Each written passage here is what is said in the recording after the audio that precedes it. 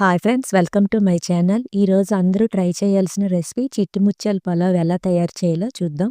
పులావ్ కానీ బిర్యానీ కానీ చేసేటప్పుడు ఎప్పుడైనా చికెన్కి మసాలా పట్టించి ఒక 1 అవర్ పక్కన పెట్టుకున్నామంటే చికెన్ అనేది చప్పదనం లేకుండా మెత్తగా ఉడుకుతుంది.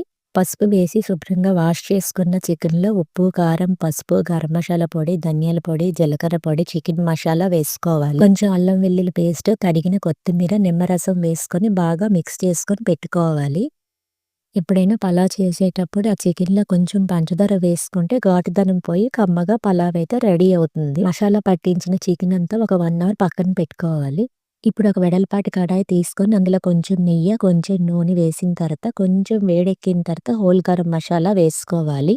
తర్వాత కొంచెం సాజీర, బిర్యానీ ఆకు వేసి వేగిన తర్వాత కట్ చేసి పెట్టుకొని ఆనియన్స్ కూడా వేసుకొని ఎర్రగా వేపుకోవాలి. ఆనియన్స్ కొంచెం బ్రౌన్ షేడ్ వచ్చిన తర్వాత అల్లం వెల్లుల్లి పేస్ట్, కట్ చేసి పెట్టుకుని టమాటాలు కూడా వేసుకొని మూత పెట్టుకొని టమాటా మగ్గనివ్వాలి. టమాటా మగ్గిన తర్వాత చికెన్ కూడా వేసుకొని 80% ఉడికించుకోవాలి. తర్వాత 20 మినిట్స్ నానబెట్టుకున్న చిట్టి ముత్యాల రైస్ కూడా వేసుకోవాలి. ఒక గ్లాస్ రైస్కి 2 గ్లాస్ వాటర్, తగినంత సాల్ట్, కొత్తిమీర, చివరగా నిమ్మరసం వేసుకొని మూత పెట్టుకుంటే మన చికెన్ పలావ్ అయితే రెడీ అయిపోతుంది. ఇంకా రైతాతో సర్వ్ చేసుకోవడం. మీకు ఈ రెసిపీ నచ్చినట్లయితే ట్రై చేయండి.